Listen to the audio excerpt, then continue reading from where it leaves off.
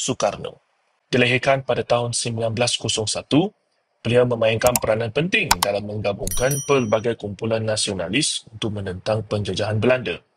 Pada 17 Ogos 1945, beliau bersama Muhammad Hatta memproklamasikan kemerdekaan Indonesia. Soekarno terkenal dengan gaya pidatonya yang berapi-api dan karisma yang luar biasa, yang menjadikannya simbol penyatuan rakyat Indonesia. Sepanjang pemerintahannya, beliau memperkenalkan konsep demokrasi terpimpin, di mana kuasa lebih tertumpu kepada Presiden.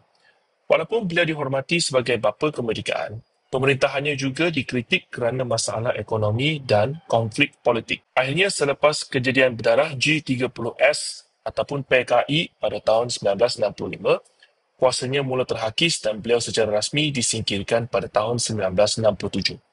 Walaupun begitu, jasa Soekarno dalam membentuk identiti bangsa Indonesia tidak dapat dinafikan. Hari ini, beliau terus dikenang sebagai seorang pemimpin revolusioner dan pengasas negara yang berani. Kedua, Suharto.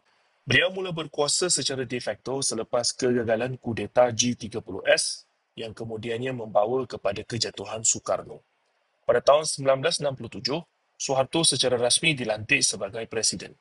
Beliau memperkenalkan era yang dikenali sebagai Orde Baru yang menekankan kestabilan politik, pembangunan ekonomi dan penindasan terhadap komunisme. Di bawah pemerintahannya, Indonesia mengalami pertumbuhan ekonomi yang pesat, pelaburan asing meningkat dan infrastruktur berkembang maju. Namun, pentadbirannya juga dicemari oleh autoritarianisme, rasuah besar-besaran dan pelanggaran hak asasi manusia, terutamanya di Timur Leste dan Aceh. Krisis kewangan Asia 1997 memicu kemarahan rakyat terhadap kerajaan, membawa kepada gerakan reformasi. Pada Mei 1998, selepas tunjuk perasaan besar-besaran dan tekanan dari pelbagai pihak, Suharto akhirnya meletakkan jawatan. Warisannya kekal kontroversial di hari ini, di satu sisi sebagai seorang tokoh pembangunan, di sisi lain sebagai simbol penindasan. Presiden ketiga, B.J. Habibie. Baharudin Yusof Habibie menjadi Presiden Indonesia yang ketiga selepas peletakan jawatan Suharto pada Mei 1998. Sebelum itu, beliau merupakan naib presiden dan merupakan tokoh teknokrat terkenal. Pemerintahan Habibie menandakan permulaan era reformasi, satu fasa penting dalam transisi Indonesia daripada pemerintahan autoritarian kepada demokrasi. Beliau memperkenalkan pelbagai pembaharuan penting. Antaranya adalah kebebasan akhbar, pembebasan tahanan politik, pelaksanaan pilihan raya yang lebih bebas dan desentralisasi kuasa kepada daerah. Salah satu keputusan kontroversi beliau ialah membenarkan referendum di Timur Timur yang akhirnya membawa kepada pemisahan wilayah itu dari Indonesia. Habibie juga memperkenalkan reformasi dalam bidang ekonomi untuk menangani krisis kewangan yang melanda negara. Walaupun tempoh pemerintahannya pendek, Habibie dikenang sebagai pemimpin transisi yang berani membuka jalan ke arah demokrasi moden di Indonesia. Presiden keempat, Abdul Rahman Wahid. Abdul Rahman Wahid atau lebih dikenali sebagai Gus Dur merupakan Presiden Indonesia yang keempat dan tokoh Islam progresif yang sangat dihormati. Sebelum menjadi Presiden, beliau merupakan pemimpin Nahdlatul Ulama, organisasi Islam terbesar di dunia dan dikenali sebagai sarjana yang menjunjung tinggi nilai toleransi, pluralisme dan demokrasi. Pemerintahan Gus Dur penuh dengan idealisme dan usaha reformasi, termasuk memperkukuh hak minoriti dan memperbaiki hubungan antara agama. Namun begitu, pemerintahannya seringkali terganggu oleh masalah kesihatan, pertelingkahan politik dan kontroversi dalam pelantikan menteri kabinet. Akibat politik berterusan dengan DPR dan tuduhan salah urus, Gus Dur akhirnya dilucutkan jawatan pada tahun 2001 melalui sidang khas NPR. Meskipun pemerintahannya tidak lama, beliau dikenang sebagai simbol keterbukaan dan keberanian menentang arus demi keadilan sosial.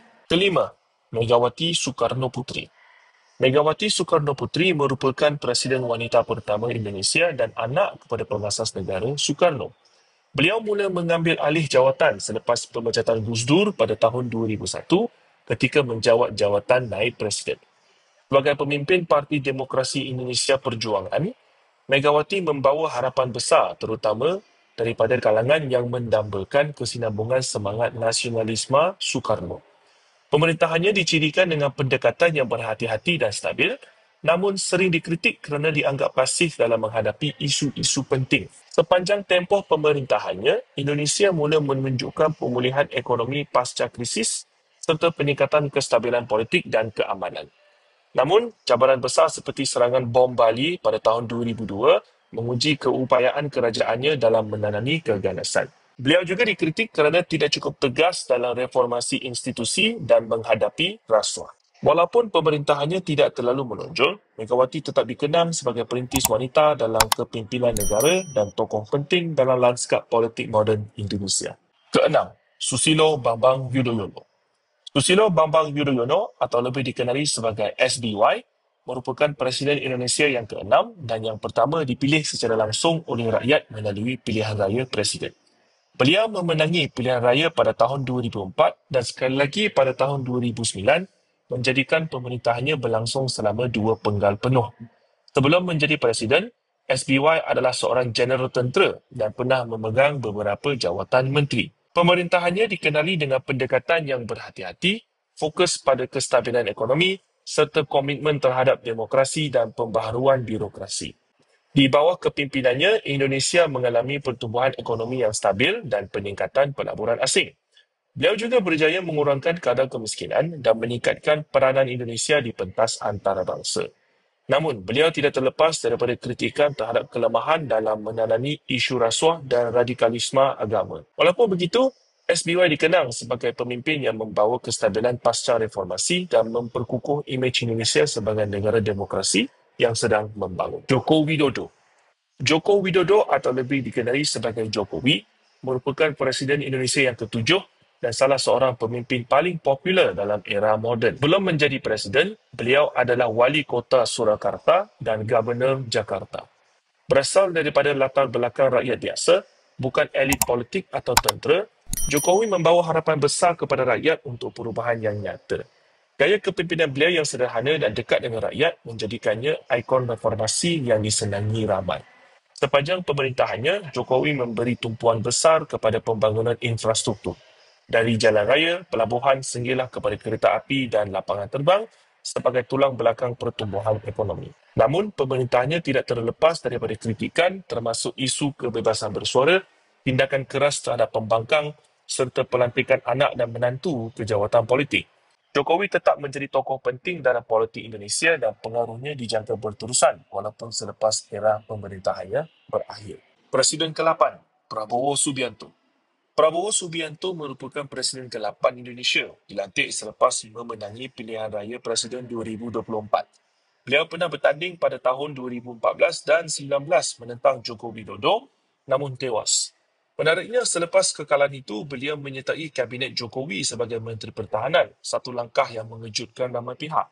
Kemenangan Prabowo pada tahun 2024 dilihat sebagai kesinambungan dasar Jokowi, terutamanya dalam bidang pembangunan ekonomi dan infrastruktur.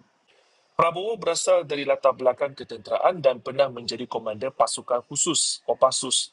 Kerana penuh kontroversi termasuk dakwaan pelanggaran hak asasi manusia semasa era reformasi.